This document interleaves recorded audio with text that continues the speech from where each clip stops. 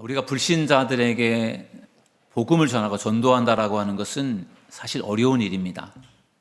우리가 전하는 복음의 그 내용, 복음의 그 언어가 믿지 않는 자들에게 불편할 수 있는 것 같아요. 특히 우리가 이제 복음을 전할 때 많이 전하는 그 메시지 중에 하나가 당신은 죄인입니다. 그거잖아요. 당신은 죄인입니다.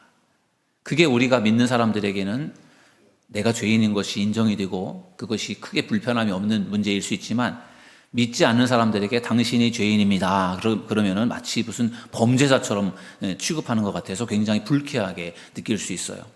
그래서 우리가 전도한다라고 하는 것, 복음을 전한다라고 하는 것이 사실은 우리 생각처럼 그렇게 간단하고 쉽지가 않습니다.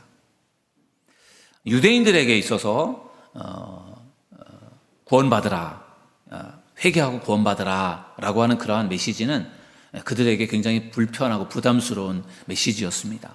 왜냐하면 유대인들은 자기들이 하나님께 택함받은 민족이다라고 생각을 했고 우리는 이미 구원받았다라고 하는 그런 생각을 가지고 있어요. 우리는 구원받은 사람들이다 그렇게 생각을 하고 있는데 당신 회개하고 구원받으세요 이렇게 말씀을 전하면은 굉장히 불쾌할 거 아니겠습니까? 나는 이미 구원받았는데 나보고 또 뭘 또 구원을 받으라고 하는 거지?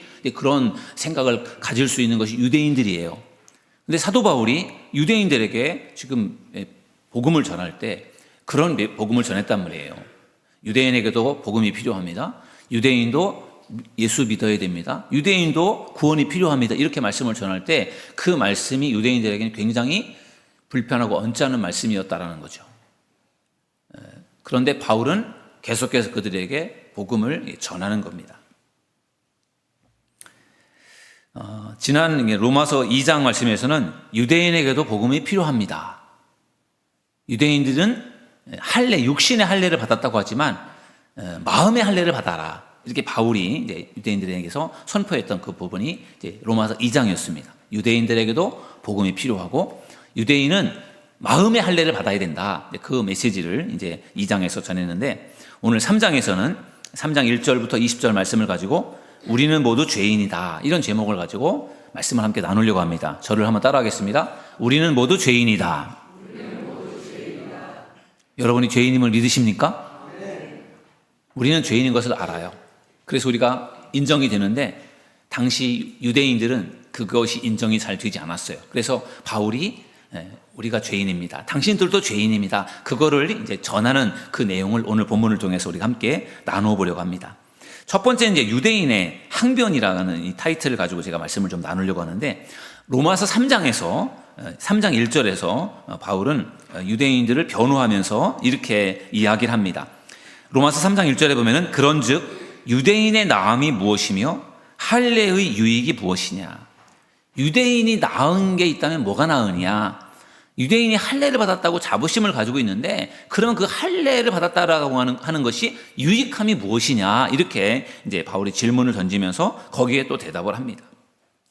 여러분 유대인들은 뼛속까지도 나는 유대인이다. 나는 할례 받은 민족이다. 이런 굉장한 우월 의식이 있었어요. 유대인이 아닌 다른 사람들을 이방인이라고 불렀고 그들을 개처럼 무시했어요. 그리고 자기들이 특별하다 이러한 어떤 우월 의식을 가지고 있었던 사람들이 유대인들입니다. 아주 교만한 사람들이죠. 여러분 어떤 경찰관이 음주운전을 하다가 사고를 냈습니다. 그리고 뺑소니를 한 거예요. 그때 한 용감한 시민이 쫓아가서 그 음주운전하던 그 경찰관을 잡았습니다. 그랬더니 경찰관이 차에서 나오면서 이렇게 말을 하는 겁니다. 나는 경찰이다.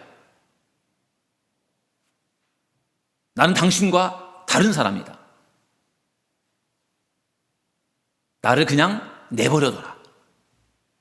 이렇게 경찰관이 음주운전하며 사고를 낸 경찰관이 이런 말을 했다고 하면 그게 얼마나 어이가 없는 일입니까? 유대인들의 의식, 우월 의식이 바로 그런 것이었다라는 거죠. 나는 유대인이다. 나는 할례받은 민족이다. 나는 택함받은 민족이다. 누구의 말도 듣지 않는 그런 유대인들의 우월 의식, 그것을 바울이 이제 문제를 삼는 것이죠. 바울은 유대인들에게 이러한 잘못된 어떤 우월의식이 있긴 하지만 그래도 그들에게 특별한 것이 있다라고 말하면서 로마서 3장 2절에서 이렇게 말합니다. 범사에 많으니 우선은 그들이 하나님의 말씀을 받았음이니라. 아멘. 유대인들에게 하나님께서 주신 은혜가 많은데 그 중에서도 가장 특별한 것이 있다면 하나님께서 유대인들에게 말씀을 맡긴 것이다. 유대인들에게 말씀을 맡긴 것이다. 그들이 하나님의 말씀을 받았다라고 말합니다. 그렇죠? 유대인들에게 하나님께서 말씀을 주셨어요. 그게 얼마나 특별한 거예요. 하나님께서 말씀을 주셨다는 거죠. 그러니까 유대인들은 그 말씀을 하나님으로부터 받은 것에 대해서 굉장히 좀 뭔가 우월함을 가졌는데, 그러나 하나님께서 그들에게 말씀을 주신 것은 그들이 받아서 누리라고만 주신 것이 아니라 그것을 다른 민족에게, 다른 사람들에게도 전하라고 하는 그런 사명을 주신 거예요. 그런데 유대인들은 자기들이 하나님에게 말씀을 받았다라고 하는 것에 대해서는 우월해하면서 그것에 대해서 자부심을 가지면서 그러나 그 사명에 대한 부분들을 소홀히 했다라는 것이 문제입니다. 여러분, 사도 바울 같은 경우는 나는 복음의 빚진 자다. 근데 복음의 빚진 자라고 하는 분명한 의식을 가지고 있었어요. 그가 예수를 핍박하던 사람이 다메섹 도상에서 예수님을 만나서 변화가 되었을 때 정말 나는 죽을 수밖에 없었던 죄인인데 주님께서 나를 만나주셔서 내가 구원받게 되었으니 나는 복음의 빚진 자다. 나도 이 복음의 빚을 갚는 심정으로 복음을 전한다. 이런 바울의 빚진 자의 심정이 바울은 굉장히 많았어요. 그런데 대다수의 유대인들은 그렇지 않았어요. 대다수의 유대인들의 마음속에는 바울과 같은 그러한 마음이 없었어요. 그들은 선민의식, 우월의식에 빠져서 하나님의 뜻을 깨닫지 못했고 그들은 하나님의 말씀을 전하는 그러한 책임을 감당하지 못했다라는 것이죠.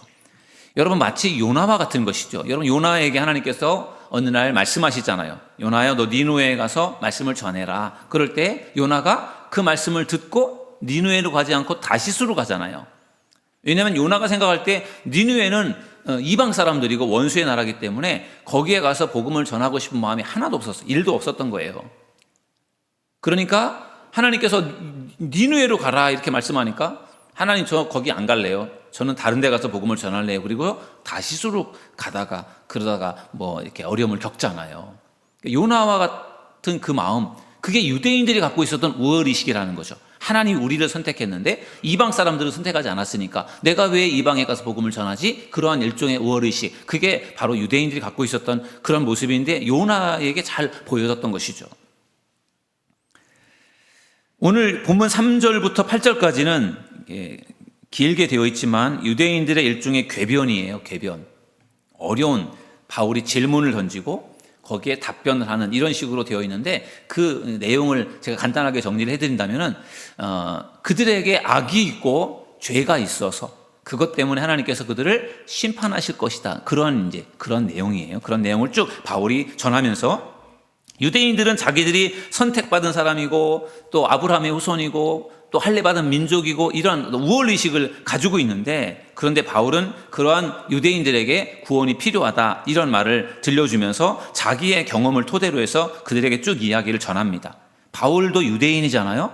바울도 예수를 핍박하던 사람이었고, 그런데 그가 예수님을 만난 다음에 변화됐는데 그가 예수님을 만나서 변화되고 보니까 유대인들이 불쌍했던 것이고, 그래서 그들에게 이 바울이 전하는 이야기가 이런 거예요.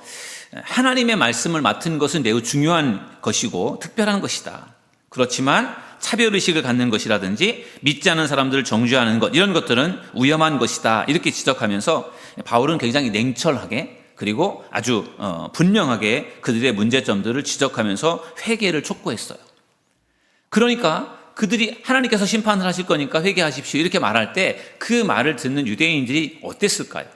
유대인들은 우리는 하나님께 택함받았다라고 생각을 하고 우리는 이미 구원을 받았다라고 생각을 하고 있는데 바울이 회개를 하십시오, 여러분들에게도 구원이 필요합니다 이런 말씀을 전할 때 그들이 그거를 듣기가 불편했을 거라는 거죠.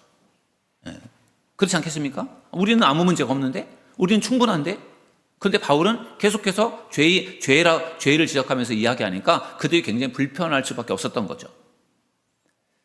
복음이라고 하는 것이 어떻게 보면 굉장히 냉철하고 복음이라고 하는 것이 어떨 때는 우리의 죄를 찌르기 때문에 그 복음을 들을 때 우리의 마음이 아프고 불편하고 힘들 수 있어요. 그러나 그 복음이 증거될 때 하나님께서 그 복음을 통해서 놀라운 역사를 일으켜 주실 줄로 믿습니다. 우리가 복음을 전할 때 아까도 제가 처음에 말씀드렸던 것처럼 복음이 듣는 사람들에게, 믿지 않는 사람들에게 불편할 수 있다는 거죠. 그들의 마음을 불편하게 할 수 있는 그러한 복음의 내용들이란 말이죠. 당신 죄인입니다. 예수 안 믿으면 지옥 갑니다. 그런 이야기들이 그들에게는 섬뜩한 이야기로 들릴 수 있잖아요. 그래서 우리가 복음을 전할 때 복음에 사랑을 담아서 전하라는 이야기가 있어요. 복음 자체가 너무 귀한 것이지만 복음이 사람들에게는 불편하게 들릴 수 있는 부분이 있기 때문에 거기에 사랑을 담으라는 거죠. 사랑을 담아서 사랑으로 전하면 그들이 그것을 그래도 불편하지만 그거를 그래도 받아들일 수 있다는 것이죠. 우리가 전도를 할 때 뭐 선물을 한다라든지 아니면은 뭐 같이 뭐 식사를 대접한다라든지 이렇게 전도할 때 그 전도하려고 하는 사람에게 우리가 좀 더 가까이 다가서서 그에게 사랑을 베푸는 이유도 그런 거예요. 복음을 효과적으로 전달하기 위해서 그런 것이죠. 우리가 전하는 복음이 듣는 사람들에게 불편하게 들릴 수 있겠지만 그 복음이 진실이기 때문에 그 복음의 사랑을 잘 담아서 복음을 전하는 저와 여러분 모두가 되기를 주님의 이름으로 축원합니다. 바울은 누구보다도 자기가 의롭다라고 그렇게 자부했던 사람이에요. 바울도 유대인이니까 나은 지 8일 만에 할례를 받았고 유대인이고 바리새파고 그리고 가말리엘의 제자이고 굉장한 자부심을 가지고 있었고 자기는 의롭다고 생각을 했던 사람이 사도 바울입니다. 그런데 그가 예수님을 만난 이후에 내가 의롭지 못했구나라고 하는 것을 그가 비로소 깨닫게 되었습니다. 그러면서 바울은 이런 선언을 합니다. 오늘 본문 로마서 3장 9절에 보면은 그러면 어떠하냐?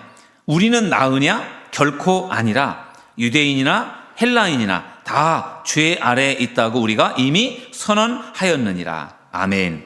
여기서 바울이 중요한 선언을 하죠. 유대인이나 헬라인이나 다 죄 아래 있다. 다 죄인이다. 유대인도 죄인이고 헬라인도 이방 사람들도 다 죄인입니다. 그 이야기를 바울이 선언하는 것입니다.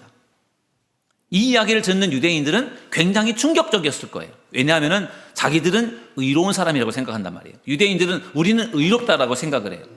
우리는 하나님께서 우리를 의롭게 하셨다라고 생각하고 있고 우리는 율법을 잘 지키면 분명히 의로워질 수 있다. 이런 생각을 가지고 있는데 바울은 여러분들도 다 죄 아래 있습니다. 여러분들도 다 죄인입니다. 이렇게 선언을 하니까 그들이 충격을 받을 수밖에 없었던 것이죠. 그러나 분명한 사실은 성경은 모든 사람이 죄인임을 지적하고 있다고 하는 것입니다. 우리가 의로운 사람이 아니라 죄인임을 항상 믿고 인정하는 저와 여러분 모두가 되기를 주님의 이름으로 축원합니다. 여러분, 교통법규를 예를 들어서 율법을 설명한다면 여러분 교통법규를 잘 지킨다고 의로운 사람이 됩니까? 신호를 잘 지킨다고 의로운 사람이 됩니까? 과속을 하지 않는다고 의로운 사람이 됩니까? 그렇지 않습니다.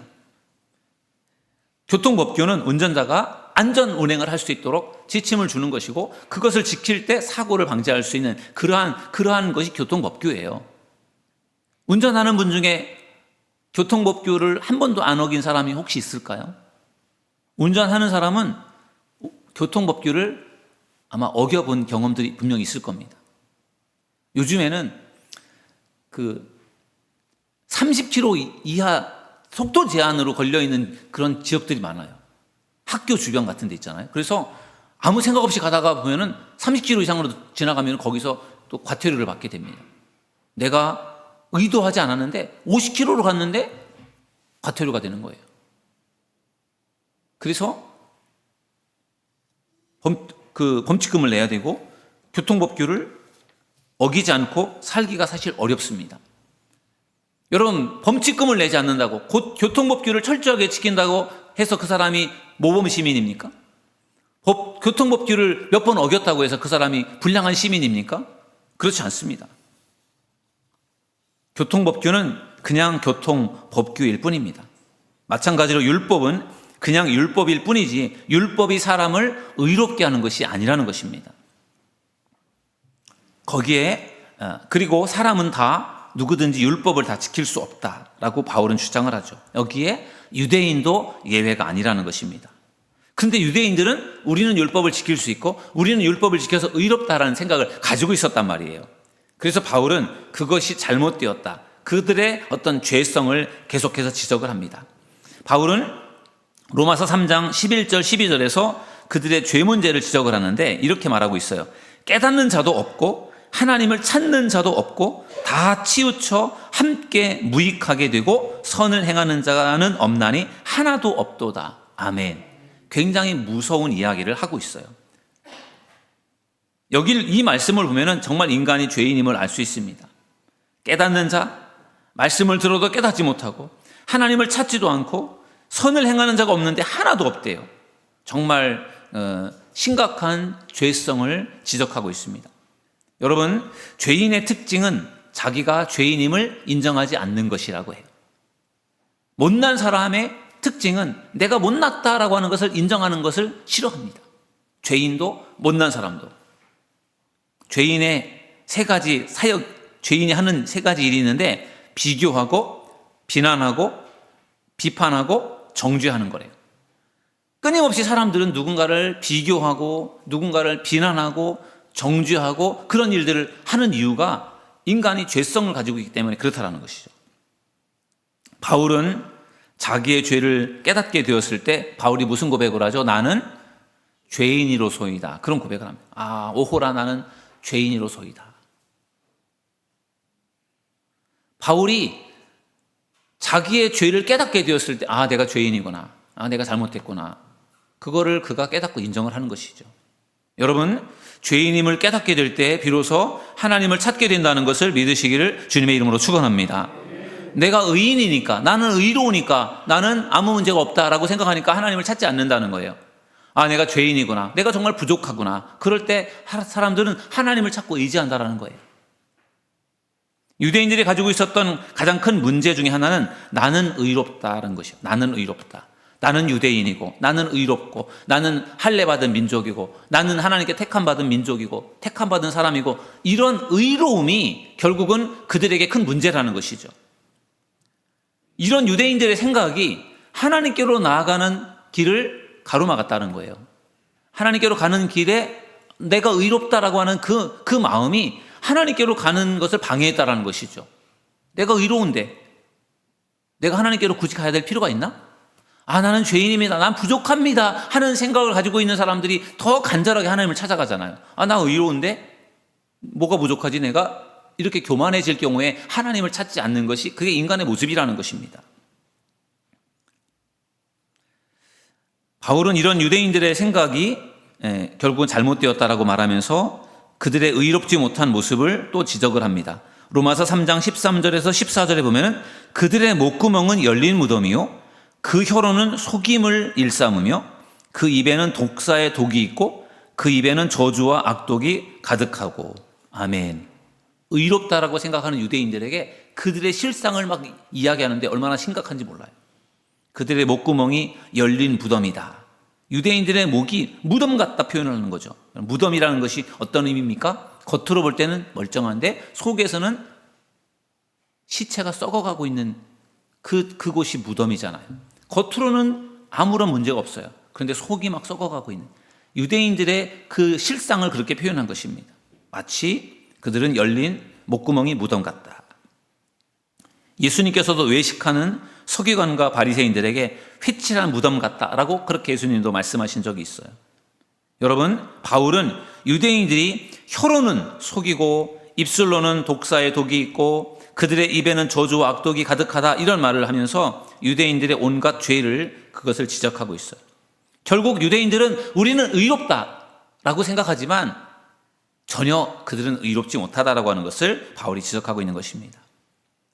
유대인들은 자신들이 의롭다라고 생각하고 있지만 바울은 이러한 자기의 의에서 벗어나라라고 하는 것을 바울은 이야기해 주고 있는 것이죠. 그러면서 바울이 하나님에 대한 경외에 대한 말씀을 전합니다. 유대인들의 문제점이 우리는 의롭다라고 하는 것이면서 또 한 가지는 그들이 하나님에 대한 두려움을 갖지 않는 것, 그것을 바울은 지적하고 있어요. 그래서 로마서 3장 18절에 보면은 그들의 눈앞에 하나님을 두려워함이 없느니라 함과 같으니라. 아멘. 하나님을 두려워하지 않는 것, 이것이 큰 유대인들의 또 하나의 문제였어요. 여러분, 하나님께서 인간을 만드셨잖아요. 세상을 창조하시고 여섯째 날 인간을 만드셨는데, 하나님께서 만드신 인간이 그 헬라어로 안트로포스입니다. 안트로포스. 그리스어로 안트로포스인데, 이 안트로포스라고 하는 인간, 사람의 그 의미가 뭐냐면요, 위를 쳐다보는 자예요. 위를 쳐다보는 자. 하나님께서 인간을 만드실 때 동물들은 이 땅을 바라보게 만드셨는데, 인간은 하늘을 바라보게 하나님을 바라보게 만드셨다라는 거죠. 그래서 인간이 영적인 존재잖아요. 짐승들과 동물들과 다른 영적인 존재로서 하나님 인간을 만들어 주셨는데, 하나님을 바라보도록, 하늘을 바라보도록, 하나님을 경외하도록 그렇게 만들었어요. 여러분, 동물들이 하나님을 경외합니까? 하나님을 경외하는 것은 하나님께서 인간에게 주신 거예요. 하나님의 형상으로 만들어주신 인간, 영적인 존재로 만들어주신 인간이 하나님을 경외하게 그렇게 만들어주셨어요. 근데 하나님께서 그렇게 만들어주신 인간 아담과 하와가 에덴 동산에서 죄를 짓잖아요. 왜 죄를 짓습니까? 선악과를 따먹는 이유? 하나님처럼 되고 싶어서. 인간의 교만함이 결국은 죄를 짓게 만들어요. 그래서 선악과를 따먹습니다. 그리고 그들이 하나님 앞에서 죄를 짓게 되고 에덴 동산에서 추방을 당하게 됩니다. 여러분, 왜 이런 일이 벌어졌습니까? 하나님께서 하늘을 바라보도록, 하나님을 경외하도록 만들어준 인간이 하나님에 대한 경외심을 잃어버리니까 결국은 이렇게 되는 것이죠. 교만하게 되고 죄를 짓게 되고 하나님으로부터 분리가 되는 이런 문제가 발생이 된 것이죠. 그래서 우리가 정말 하나님을 경외하는 것이 얼마나 중요한지 몰라요. 하나님께서 그렇게 만드셨어요, 인간을 경외하도록. 그러므로 늘 하나님을 경외하는 저와 여러분 모두가 되기를 주님의 이름으로 간절히 축원합니다. 여러분, 성경은 한 번 죽는 것은 정해진 것이고 그 후에 심판이 있다라고 분명히 말하고 있어요. 히브리서 9장 27절에 한 번 죽는 것은 사람에게 정해진 것이요 그 후에는 심판이 있으리니. 아멘. 여러분, 우리가 이 말씀을 믿는다면 우리가 하나님을 두려워하게 될 줄로 믿습니다. 인간은 다 한 번 죽잖아요. 죽음에 대한 두려움이 있어요. 그런데 더 무서운 게 있어요. 죽음 후에 하나님께서 심판을 하신대요. 죽음이 끝이 아니고 죽음 후에 하나님 심판하신다는 거죠. 그래서 천국으로, 지옥으로 하나님께서 결정을 지어주시는 그것이 무섭다는 거죠. 여러분, 우리가 하나님께서 우리를 심판하시는 그때가 온다라고 하는 것을 우리가 믿는다면, 천국과 지옥을 믿는다면 우리는 하나님을 두려워해야 될 줄로 믿습니다. 하나님을 내가 믿는다고 하는데 하나님이 전혀 두렵지 않아요. 그러면 뭔가 문제가 있는 거예요. 어떻게 우리가 하나님을 두려워하지 않겠어요? 우리가 다 죄인인데요. 그러므로 늘 하나님을 두려워하는, 하나님을 경외하는 믿음의 성도들 되시기를 주님의 이름으로 축원합니다. 며칠 전에 KBS 그 창사 특집으로 성물이라고 하는 다큐멘터리가 방송이 되었는데 제가 그 다큐멘터리를 좀 보았어요. 네, 여러분들 화면에 보시는 것처럼 화면이 흐려서 잘 안 보이는 것 같은데, 왼쪽에 있는 그 높은 그 산인데 그 돌산입니다. 돌산. 저 산에 거의 꼭대기 부분에 교회가 있습니다. 에티오피아라고 하는 곳에 있는 교회인데 그 교회를 절벽교회라고 부르더라고요. 말 그대로 여러분 사진에 보는 것처럼 거의 90도예요. 90도. 저 절벽 꼭대기에 있는 그 예배당을 가려면은 절벽을 타고 이렇게 올라가는 거예요. 그리고 지금 오른쪽에 있는 사진은 꼭대기에 거의 올라가서 이제 동굴 교회 예배당으로 들어가는 그 장면이에요. 근데 그 예배당이 저렇게 높은 그 돌산에 있는 거예요. 그래서 그 산을 올라가는데 300m로 올라가야 됩니다. 300m를. 그 예배당까지가 수직으로 300m 올라가야 되는 거죠. 그러니까 예배당까지 300m를 정말 이렇게 암벽 등반하듯이 그렇게 올라가서 예배당을 가는데 그게 얼마나 이게 어려운 일이겠어요. 위험한 일이고. 근데 왜 그 에티오피아의 이 교인들이 왜 그 절벽 교회를 가는지 아십니까? 거기에 타붓이라고 하는 성물이 거기에 모셔져 있어요. 그들은 그 타붓이라고 하는 성물을 마치 구약시대 법궤로 생각을 해요. 그래서 거기에 가면, 그 타붓이 있는 곳에 가면 그곳이 아주 신령한 장소다. 그래서 그곳에 가는 거예요. 거기에 가면 신령한 곳에서 내가 신령한 은혜를 얻을 수 있다는 그 사모함을 가지고 그 절벽 교회를 가는 것입니다. 크브롬이라고 하는 13살짜리 소년이 나왔는데 그가 아주 신부가 되고 싶은 그런 사모하는 마음이 있었고, 에티오피아 정교회예요. 일종의 캐톨릭 정교회인데 그 13살 먹은 소년이 자기는 사제가 되고 싶은 꿈을 가지고 있어서 늘 저 이제 성전을 찾아가는데, 이제 그 기자가 이 크브롬이라고 하는 이 소년에게 질문을 했습니다. 무섭지 않니? 왜 그렇게 열심히 그 절벽교회로 올라가니? 물어보니까 이 아이가 그런 고백을 해요. 저는 그곳에 가면 더 하나님을 가까이 느끼게 됩니다. 그리고 저는 그곳에 올라갈 때마다 설레입니다. 13살 먹은 소년이 그런 고백을 했어요. 저는 이 다큐멘터리를 보면서 많이 도전이 되었어요. 정말 저 300m 절벽을 타고 올라가서 교회를 다닌다. 야, 이게 정말 가능할 일일까? 우리는 너무 쉽게, 너무 편안하게 신앙생활하고 너무 쉽게 편안하게 교회를 가잖아요. 심지어 요즘에는 교회까지 안 가도 온라인을 통해서도 예배를 드릴 수 있는 그러한 굉장히 편안한 예배를 우리가 많이 이렇게 만들어 놓았단 말이에요. 그런데 왜 저 에티오피아에 있는 절벽교회 성도들은 왜 굳이 저렇게 힘들게 그곳을 갈까? 그곳에 가면 그곳에서 정말 하나님을 더 가까이 할 수 있다는 그런 마음, 그리고 그런 설레임을 가지고 그곳에 가는 거예요. 저는 우리 교회 성도님들도 정말 교회에 나올 때, 성전에 나올 때 그런 설레임을 가지고 나올 수 있기를 주님의 이름으로 축원합니다. 내가 정말 집에서 있을 때와는 다른, 내가 성전에 찾아가서, 교회를 찾아가서 내가 정말 하나님을 더 가까이 찾아간다, 내가 더 하나님 깊이 만난다, 그러한 설레임과 그런 기대감을 가지고 하나님 앞에 나올 때 하나님께서 큰 은혜를 여러분들에게 주실 줄 믿습니다. 저는 그 다큐멘터리의 그 절벽교회 그 내부도 그렇고 그런 모습들을 볼 때 그들의 경외심이 느껴졌어요. 정말 이들이 너무너무 사모하는구나. 하나님에 대한 경외심이 느껴졌거든요. 두려워하는 마음, 우리에게도 필요한 그런 마음인 줄로 믿습니다.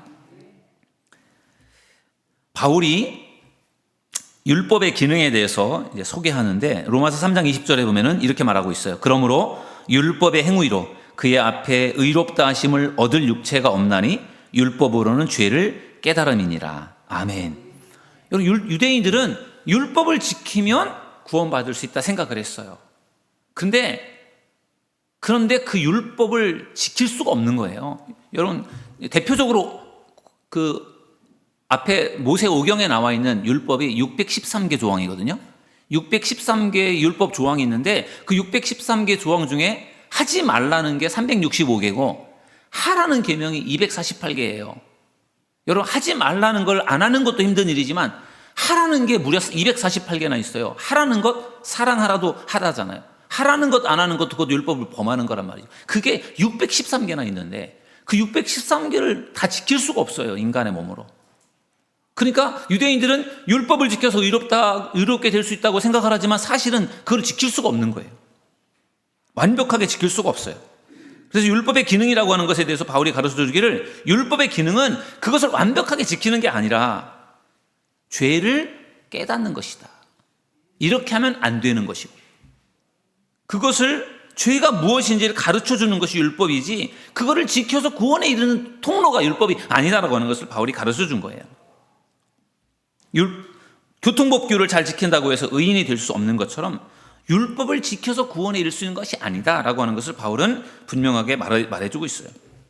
여러분, 그러면은 율법을 지켜서, 유대인들은 율법을 지켜서 구원을 받을 수 있다고 생각을 했는데, 그럼 율법을 지켜서 의롭게 되는 게 아니다, 율법을 지켜서 구원받는 게 아니다, 로마서에서 의롭게 된다라고 하는 말은 구원받는다라는 말과 같은 거로 보시면 됩니다.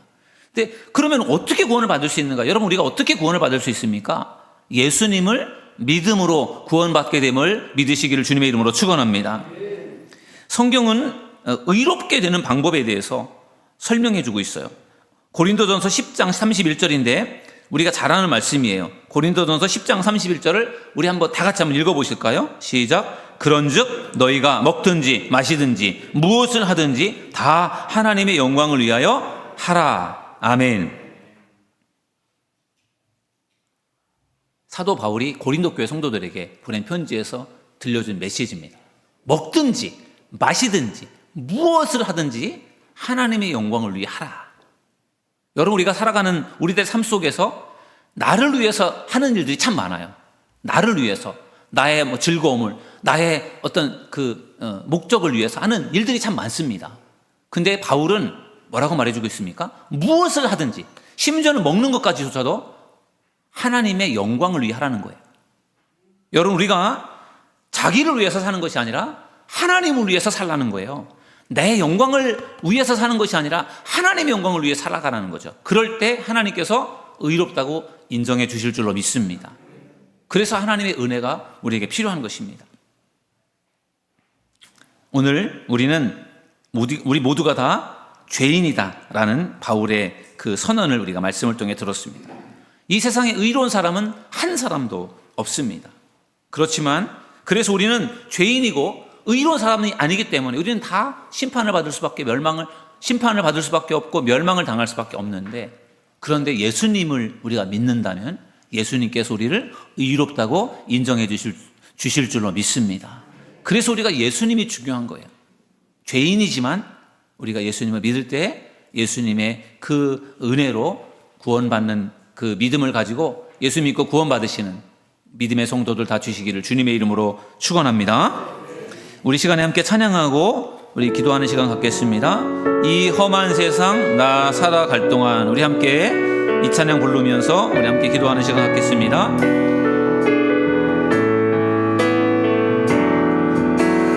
이 험한 세상 나 살아갈 동안 내 주님 가신 길 걸으며 내 주님을 맞이해 십자가 보여 날 구한 그 사랑, 날 구한 그 사랑, 나 매일 찬양을 드려도 늘 부족한 것뿐이니 나 호흡 있는 동안에 나 호흡 있는 동안에 나 생명 있는 동안에 나 생명 있는 동안에 나 주를 찬양하리라. 내게 생명 주신 주님을 나 호흡 있는 동안에 나 호흡 있는 동안에 나 생명 있는 동안에 나 주를 찬양하리라. 내게 생명 주신 주님을.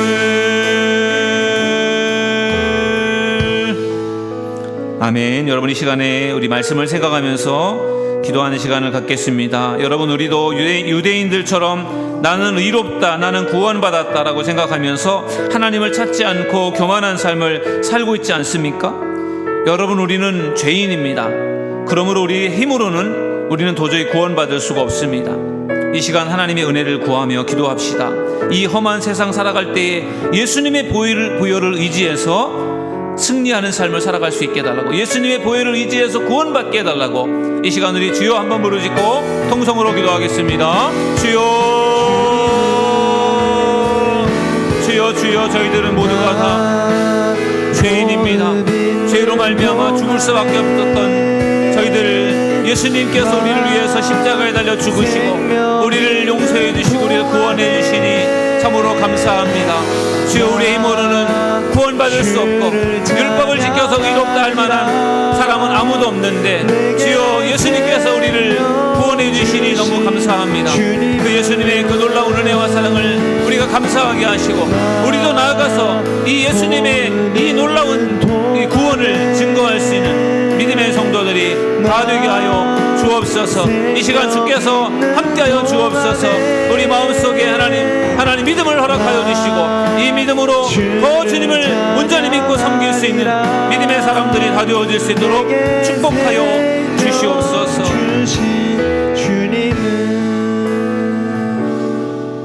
의인은 없나니 하나도 없다고 했습니다. 유대인이나 헬라인이나 다 죄 아래에 있다고 했습니다. 우리는 죄인입니다. 죄 때문에 우리는 죽을 수밖에 없는 연약한 인생들입니다.